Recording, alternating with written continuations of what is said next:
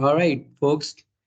Thank you for being us. And I think it's been a great session, back to back, right? With no time, I would like to welcome Kat Bidding. And just to explain a little bit of her side, I think the session title is "What is Insider Risk Management and Why Should I Invest in It?" And Kat has been working on this Microsoft Purview Insider Risk Management for a bit. And if nobody knows about the Microsoft Purview Insider Risk Management, I would say it's a compliance solution that helps and minimize internal risk by enabling you to detect, investigate, and act on malicious and inadvertent activities in your organization. I would say, let's just join CAT to see a live demo of the full solutions, licensing implications, and I think it's really worth to have some investment on this domain as well. So welcome, Kat. Over to you.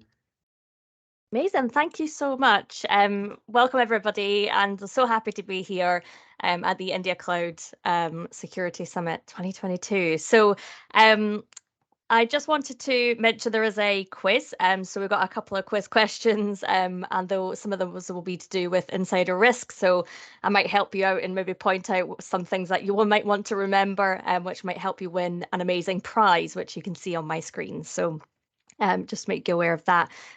We are also supporting Scope for Change. So you'll see is a link to donate or even just more information about supporting the cause for underprivileged students. So it's an amazing cause. Please, please, please check support Scope for Change out. Okay, so the session today is insider risk. What is it? Why should I even look at it? Why should I care about it? And what can it do?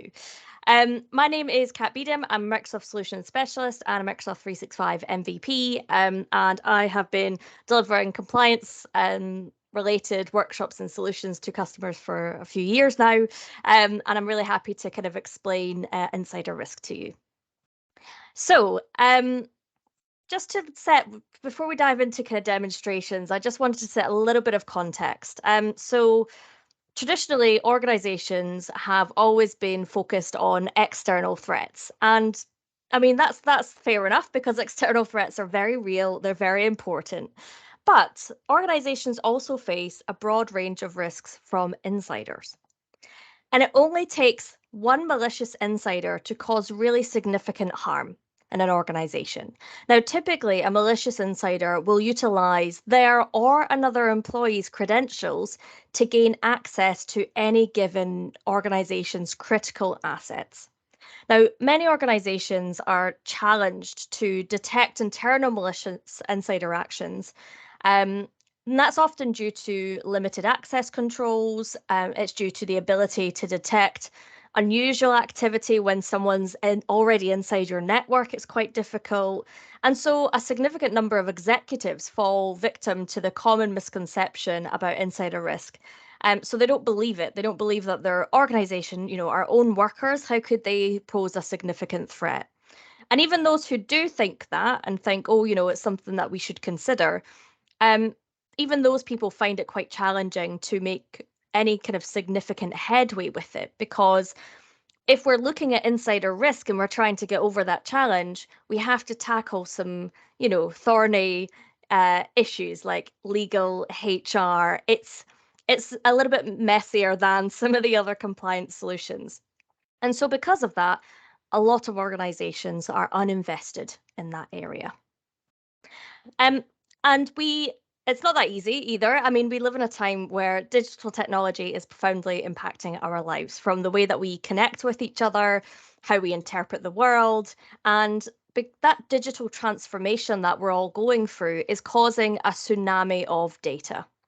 In fact, I have a really interesting stat here that apparently in 2025, the world will create and replicate 163 zettabytes of data. And I didn't know that that quantity existed. So for anybody interested, a zettabyte is 1 trillion gigabytes. So it's a huge amount of data that we're creating. And that's a tenfold increase from 2016. So in the past, as organizations, we were used to, dealing with our documents and emails and confidential information within those. But now we're also dealing with instant messaging, with video files, images, and that only just adds to the explosion of data. And protecting that information is really critical. We want to make sure we're ensuring trust, but also meeting any kind of internal and external compliance regulations. And protecting our kind of sensitive information has become a little bit more challenging. People are working in new ways. We're sharing data across boundaries. We have the mobility in cloud services that, we can bring our own devices and we can access information from anywhere. And we can, we have customers and partners accessing things and pulling information into third-party sites and all of this stuff. It's kind of hard to put that loop around our information and our data. And the fact that our employees are unable to kind of work from anywhere, they can work from home on any device and download stuff and print stuff. How do we kind of look at that as an insider risk scenario? So the solution, it's not all doom and gloom. We do have a solution to these challenges, and that solution is insider risk management. Now, this is something that will come up in one of the questions, so please remember this next statement. Insider risk management is not an alternative to data loss prevention. It's not an alternative to that solution. It's rather a compliance solution. So yeah, just keep that in mind for the questions. It's a compliance solution in Microsoft 365 that helps minimize your internal risks. It enables you to detect, investigate, and act on any of those kind of malicious activities in your organization. And insider risk, the policies that you create will allow you to define the types of risks that you want to identify and detect. You can act on cases, you can escalate things to e-discovery. And what will happen is you'll have typically like a risk analyst type person who will have access to this portal, who will go in and they can take appropriate actions when there is maybe, users who are not being compliant with your organization. So keep that in mind. Insider risk, it's not DLP, it's not going to block anything. That's not what insider risk is for. It's really for that identification. And there are some actions that you can do to say, okay, if somebody is, leaving the organization and they've downloaded a whole bunch of sensitive files and they're deleting files and they've, saved stuff to devices and shared lots of things to external people and emails, we want to be told when that happens. We don't want to, we don't want to block people from doing that because they might not be insider malicious, doing it maliciously. But we might want to educate that user. But then if they are doing it maliciously, what can we do? So what I'm going to do is I'm just going to go through a bit of a demonstration of insider risk and take a look at some of the policies that you can create and what typically you would do if you get an alert coming through. Now, insider risk, you would typically have, you wouldn't really necessarily have a global administrator accessing this portal. And the portal is just insider risk in the Microsoft Purview portal and the Compliance Admin Center, it used to be called. On the left-hand side, you'll see a big insider risk kind of button. You click on that and it'll take you to the insider risk management area. Now, one just piece on licensing, which I'll come on to a bit later on, but this is an E5 feature. So you need to be using Microsoft 365 E5 or any of the compliance add-ons to be able to use insider risk management. So that's why it is a bit of an investment because either you have to buy it as an add-on or you have to upgrade to E5. But let's talk about it and let's see where that investment, and what it can do. So when you initially go into the insider risk management portal, you'll initially see the overview tab. So in here, what you'll see is I'm in overview and it's just going to give me some recommended actions to get started. So here's some things you should probably do to turn on your insider risk. You should maybe block or allow certain domains. You should, start creating some policies. It's going to give you some tips and tricks. But what really we're going to be looking at here is really our alerts. So what we want to see is where there's high severity alerts coming through of somebody who might be doing some malicious insider action. But before we can get any alerts coming through, the first thing that you will always want to do in insider risk is create some policies. Now, the policies are going to define what the alerts will be when they come through. So I could create a policy to basically alert me when there's somebody who is downloading lots of sensitive information from a SharePoint site that's labeled as sensitive. And in the session previously, the team talked a little bit about sensitivity labels, and that integrates with this as well. So if somebody's trying to pull stuff out of that team that's labeled as sensitive, then we can make that flag up and say, right, okay, we want to be told when that happens. So you'll always start with policies, and the person who would go in and kind of set this up or investigate it might not necessarily be a global administrator. You might have that IT person set this up, but in terms of going in and looking at all the alerts and seeing what's going on, you might want like an investigator, a risk analyst, and that's just to get rid of any bias.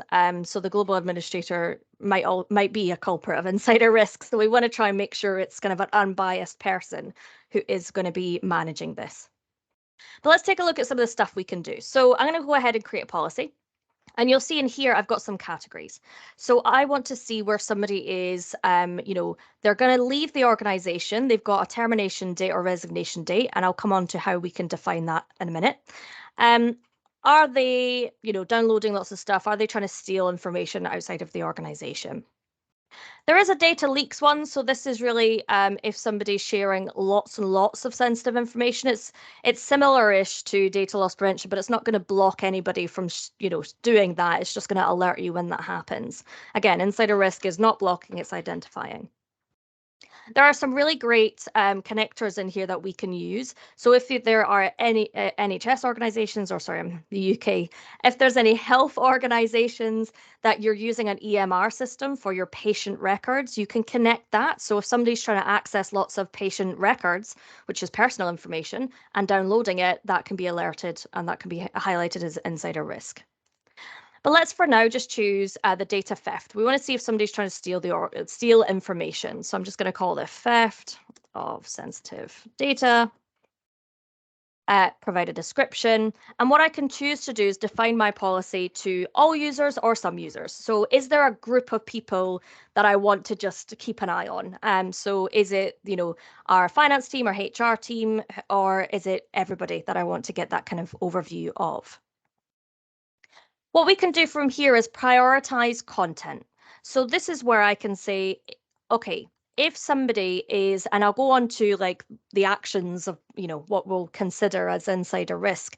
But what I can see here is I can say, okay, if somebody is accessing specific SharePoint sites, and I can define what those are, if somebody is trying to download things that are labeled as sensitive, if there's any files that have sensitive information types in them, so for example, credit card numbers or personal information, if there's certain file extensions that people are trying to download, trainable classifiers, if there's any, harassment language or, any swearing or profanity or threats and somebody's trying to access that information, download it, you can prioritize all of that. So you can say, okay, if somebody's accessing these 4 sites, I want to be told about it.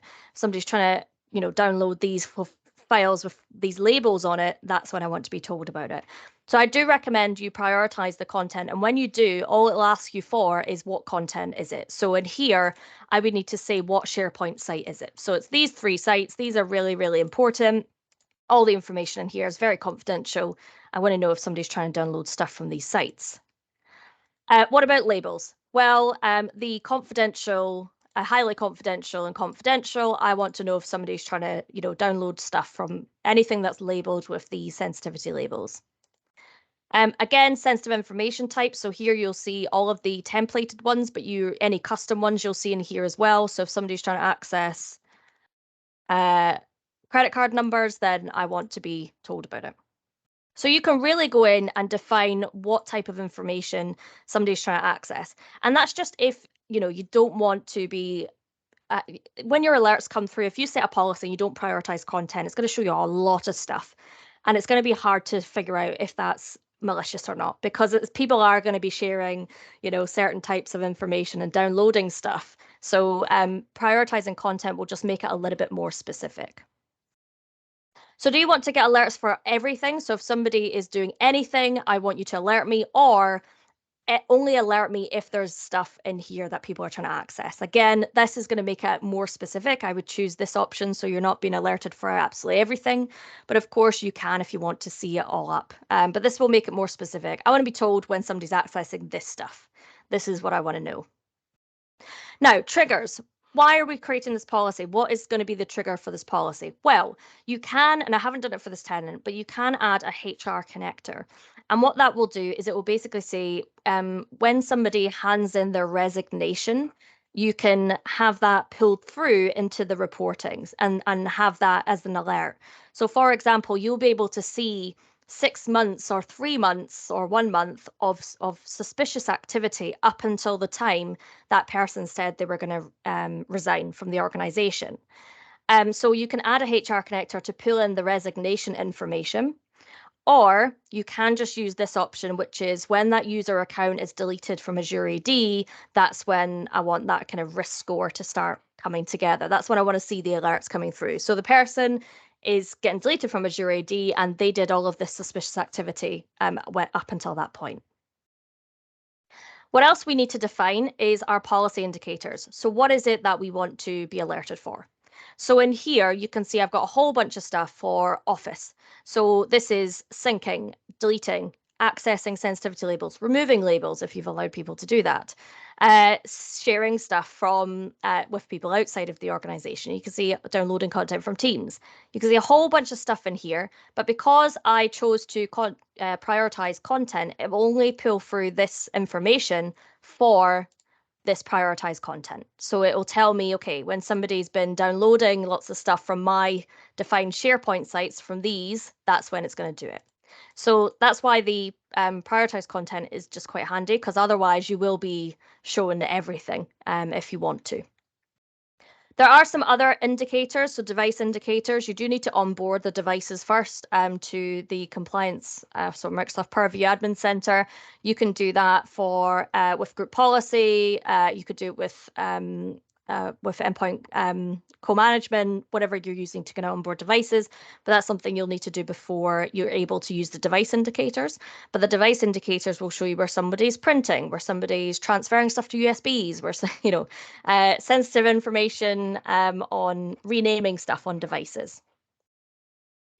The physical access indicators is an interesting one because this is where somebody's trying to access maybe an office building and they've got like a badge where they're kind of trying to get into the office building after they have left the organization.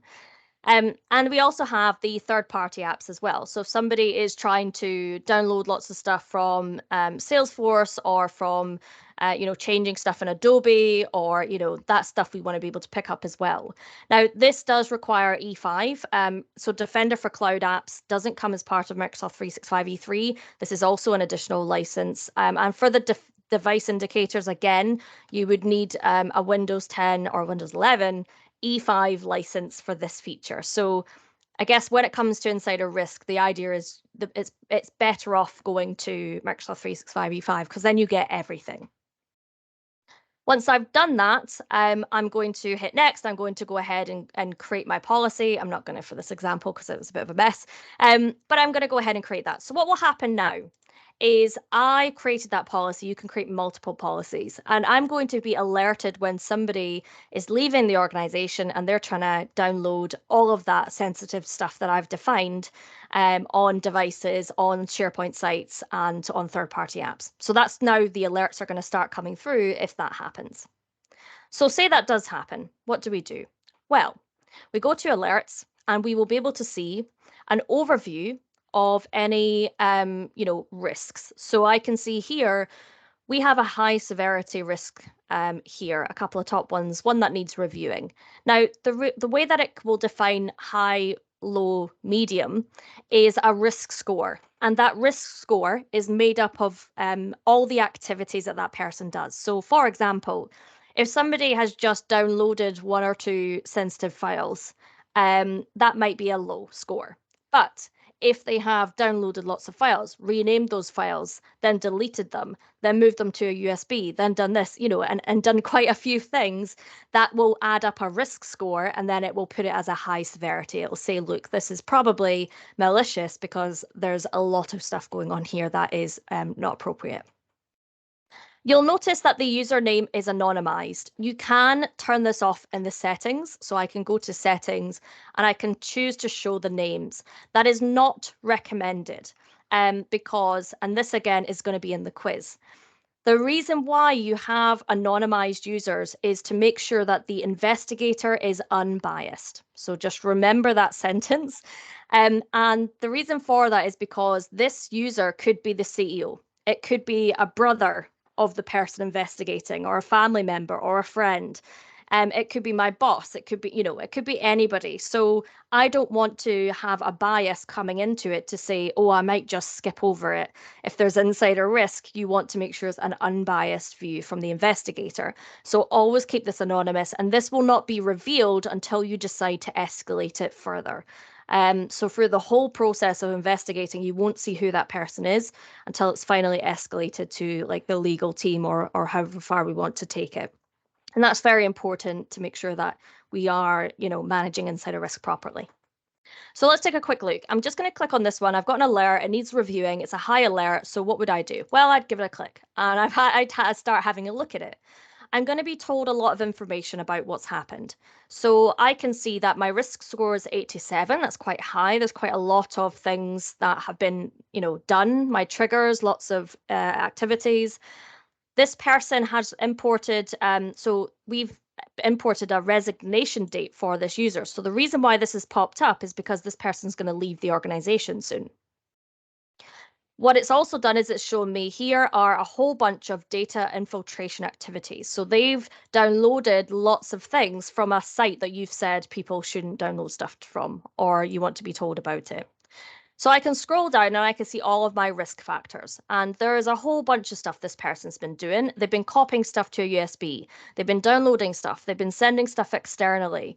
They have, if I scroll down, they've been accessing things with sensitivity labels and with sensitive content in it. They've been emailing all these people with sensitive content, and so on. So there's a whole bunch of activity that this person has done with sensitive content that has flagged up this alert. So what I will do then is I'll see this initially and think, okay, I need to investigate this as the risk analyst or as the investigator. So I'm going to go into my activity explorer. And for some reason, this doesn't let me scroll down, but usually you'd be able to scroll down, so apologies. But on the left-hand side, I will, at the bottom here, usually you can scroll down, but I would be able to see exactly what that person's done. So I can see they downloaded lots of files from SharePoint on this date. Here's the files they downloaded from this site. And in here, I can kind of go into it in a bit more detail, and I can see, what the site was. I can see if there was a sensitivity label on it, and I get a bit more information about what stuff they were downloading. But then I have a timeline. So I have user activity. I can scroll down on this one. But in here, I can see if I go to the 6-month view, I can see there's some triggering events here. One, this person, we submitted the resignation date. This is when they're leaving. So it might be like a month and after.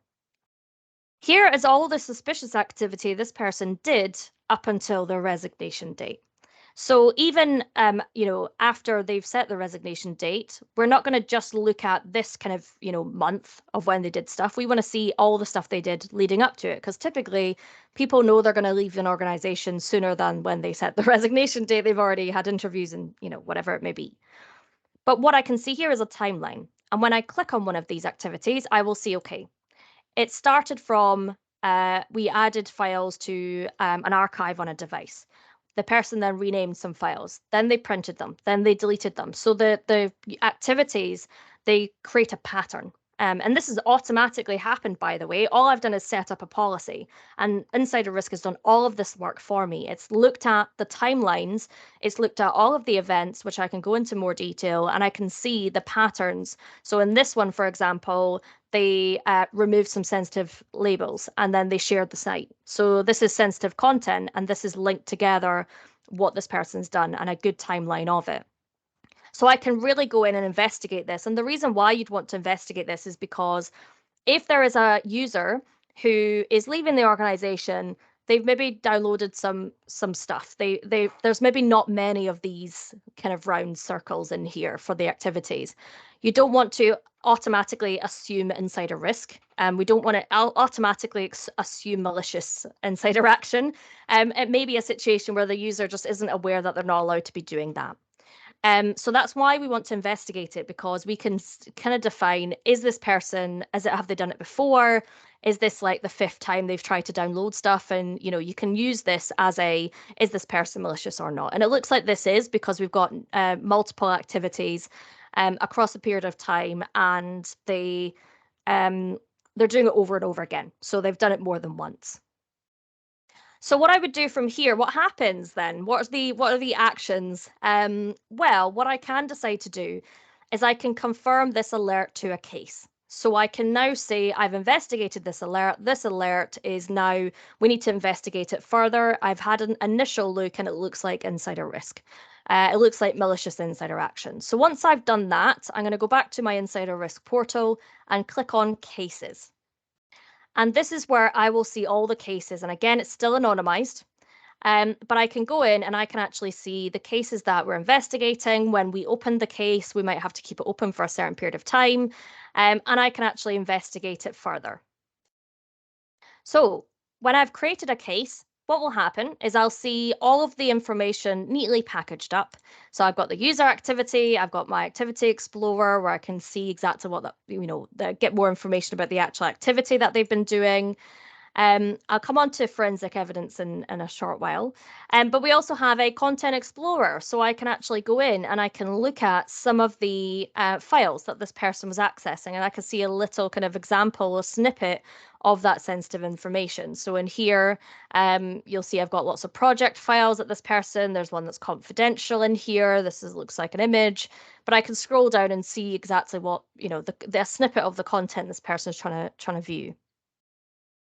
I can add some case notes. So for example, if I've already started investigating, I can say, look, there's already two violations this person's done, or, there's other circumstances around this, case, whatever it may be, just to make sure that we've got all the information that we need.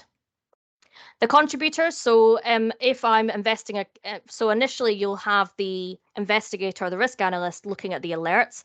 When it's escalated to a case, that's when you might want to involve HR, legal, and so on. So you might want to add some contributors so these people can actually see as well, investigate the case and see the case information. So what would I do from here? Well, you've got some case actions. Now, this is something you can do once you've investigated it, you've turned it into a case, everybody's in agreement, we need to do something about this. So this is something that you should remember for a quiz, for example. So the case actions are to send an email notice, so I can email my user, that particular user who's been investigated, and tell them that they shouldn't be doing this stuff. So if it's a low alert, this is where you might send an email notice. And I can choose a template and I can create a template and I can have it sent from HR, send it to this anonymous person. Again, I still can't see who it is, but in here I can decide to say, okay, we are going to send an email to this person with a code of conduct reminder and a link to our code of conduct policy, and just remind them that they should be, downloading and deleting lots of stuff. Usually that is enough to mitigate any other further, malicious insider or any stuff they shouldn't have been doing. So we can send an email. What we can also do is we can escalate this case for investigation. So what that will do is it will package all of this case information nice and neat in there for me, and it will send it to advanced e-discovery. And in advanced e-discovery, we can put a hold on all of this content, all of this information. So all of these files, everything this person was accessing, we put a hold, we do a search for all that information, we put a hold on it. And that means that our legal team can then investigate it. And it will put a hold on it, which means if there's a retention policy in place in Office 365 and the retention policy, say, deletes certain things within 3 years, it will kind of disregard that retention policy and it will keep. So if there's any content that's hitting that retention period that should be deleted, it's not going to delete it. It's going to hold it so we can investigate it for however long we need. So that's when, we're escalating it. It's going to our legal team. It's getting a little more serious and they can go ahead, take action, further action if required. What I could decide to do is I could create a workflow to notify someone. I could decide to share this information through an email. So if there's, we have an external kind of law firm that, legal team that we look after, I can send them this information to say, look, can you just have a quick look at this and see is this activity, malicious or not, or what would what would your advice be or suggestions? And I could go ahead and create a team for this as well. So if we are these contributors, if we are working on this case together, we're working on it for a longer period of time, I could go ahead and create a team. So we have all that information in the team as well. It's going to automatically create the team, the team name with the case number and what it is. Again, we can't see who this is about all this time. Everything we're looking at, I still don't know who this user is, and that's on purpose. So I could go ahead and I can create a team so we can start working on this case together. So the case actions, just a reminder again for that quiz, we're going to send an email notice and we can escalate it for advanced e-discovery, and we can go ahead, we can create a team with it as well. So those are some of the key things that we can do in terms of actions once we've found any malicious insider action there. So if I go back to insider risk management, so we have that's kind of a scenario of what you would do. You would create a policy, an alert would come through, you would investigate the alert, you would escalate it to a case or add it as a case, and then you would take your case actions from there. Either email the user if that's what you're doing. If you're emailing the user, you can close the case because it's a low impact, it's a low risk. They've just done it once. We just want to send them that email to say, please make sure you look at our code of conduct. If that person, excuse me, I'm just going to cough. Excuse me. If that same person who we've sent the email notice to, if they do it again, it will keep this kind of string. So it will keep this anonymous number. So if they go ahead and they do something else that's malicious, or downloading stuff or something that's not appropriate, it will pick that up and say, this user, we've seen them before, they downloaded this stuff, they've come back and they've read the code of conduct, but they've done it again. So that's where we can kind of create those patterns, because it will keep this user kind of, ID for the same user. So we can see repeat culprits, and that's when we can put together okay, this might be a little bit more of a higher severity. Our policies, we would create them from here. You can also view any policies in here as well. You can see the users that you have in scope. Again, you don't have to apply policies to all users. And the users in here, again, you're not going to see who they are. So I can go ahead and I can see which are there some key users that have risks associated with them.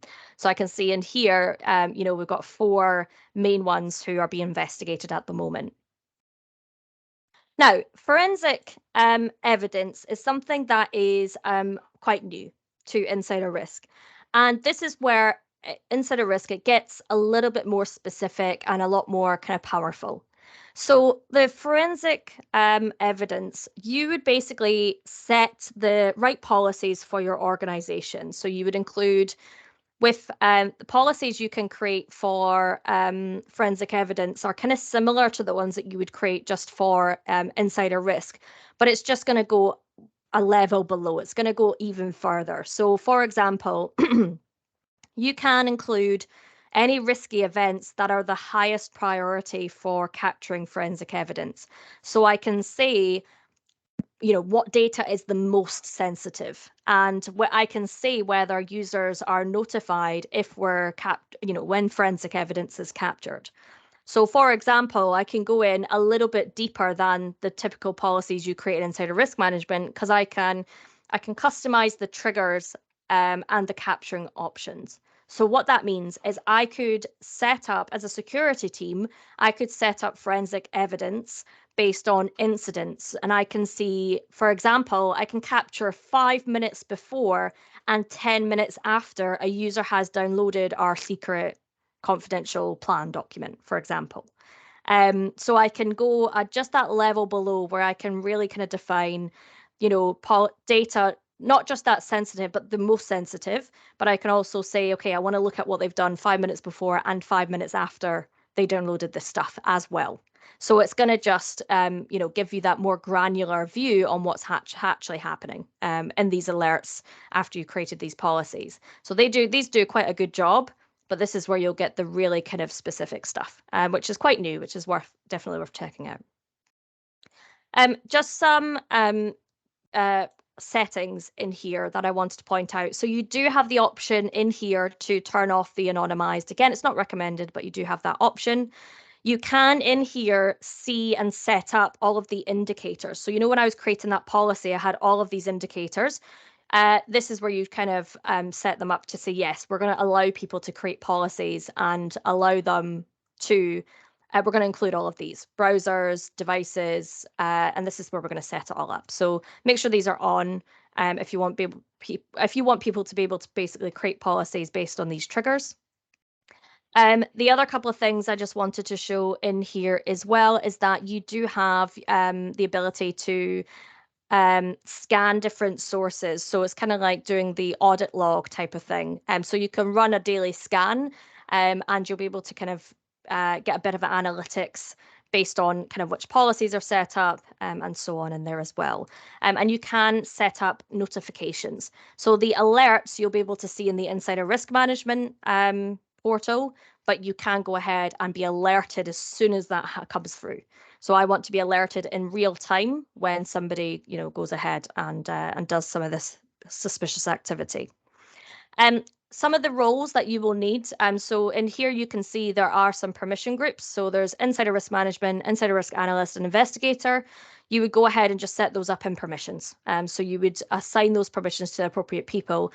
Again, you might not necessarily want a global administrator with these roles. You might want to assign these roles to other people who are going to be in charge of, investigating these alerts. Again, to make sure it is unbiased. Okay, so that was just a bit of a quickish overview of insider risk and what you would do if you get an alert come through from a policy you've created. What are some of the things that we can do with it? And you'll notice from everything I've gone through, it is not blocking anything from happening. It is just recognizing that. And of course, it does rely on, you having set up things like sensitive information types and sensitivity labels. It works best when you have set up the other compliance features in Microsoft Purview, because then you can see, okay, what our sensitive data is. So why should you start using this? Why? Everything I've showed you, it is that additional investment. It's E5 and or an add-on if you want to use insider risk. And the reason why you would want to use insider risk is because there is a bigger risk of not being in control when somebody is accessing and taking out your data, your sensitive data from your organization. And number one is reputational damage and loss of trust. That's the number one scare for most organizations. If customers do not trust you with their data because you were an organization in the news as the result of a data breach or theft, they're just not going to do business with you. And if that breach happens, your name will be in the news. It will damage your reputation. It will diminish trust. No organization wants to be known as that, is that the one where they lost like, 1 million personal names or numbers or whatever it may be. If people do not trust you because of an unsafe working climate or previous incidents, you'll also not be attractive as a future employer. And being compliant with all of these, compliance regulations and standard is just becoming the basis of doing business. So the idea of, if you're not complying with the rules, we're not even going to talk to you type of thing. Loss of intellectual property or business secrets. So if your organization's intellectual property is stolen or lost, there is a huge risk of losing a competitive advantage or even sometimes going out of business. And that's not always intentional. Sometimes unintended oversharing of information still leads to data loss. But you're losing really, really critical business secrets that puts you at a disadvantage. And finally, fines. So although it's not the most important consequence to a lot of organizations, fines are still a risk. And sometimes they really can be hefty. They can really be hefty fines. And they're still quite important because it could still have like a substantial impact on doing business. So there's bigger risks at stake if you're not looking at managing insider risk. And if you have spent the time and organizations have spent the time you purchased Microsoft 365 E5, you've gone through sensitivity labels, you've defined your sensitive data, you put all of these data loss prevention policies in place. You've done a whole load of work where you're trying to protect your information. You've put in conditional access policies, you've enforced MFA. All of these actions are to really protect your data, your sensitive information. If you've done all of that, but you're missing out insider risk, there's a gap. You've left a gap. You've got the technology. You can go ahead and create those policies to just fill that gap as well. So that's another reason of, if you are at that stage of you're starting to put all the stuff to protect your sensitive data, this is definitely one that needs to be considered as well. Okay, so and that is insider risk management. So hopefully I have showcased today what it's all about, what you can do, the art of the possible of the technology, and also why it's important. But we've got a little bit of time now. If there are any questions that anyone has, please feel free to unmute, pop them in the chat, however you would be familiar or however you're comfortable with. I'm more than happy to answer those. But thank you so much for listening. I hope that gave you a bit of an overview, and hopefully you've maybe learned a little bit more about insider risk than when you first came into the session. Thank you so much to all of our sponsors. We absolutely could not run events like this if it wasn't for them. The next session after me is data privacy management in Microsoft 365 with Raphael. So please make sure you stick around for that session. But thank you very much. Any questions?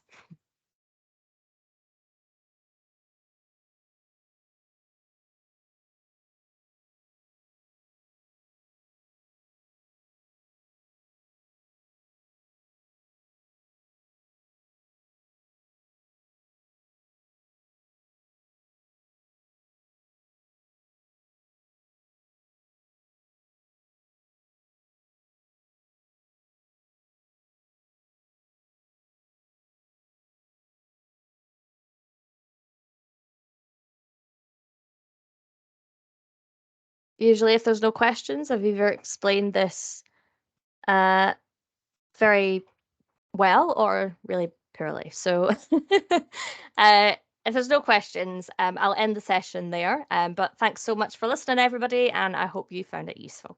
Thanks a lot.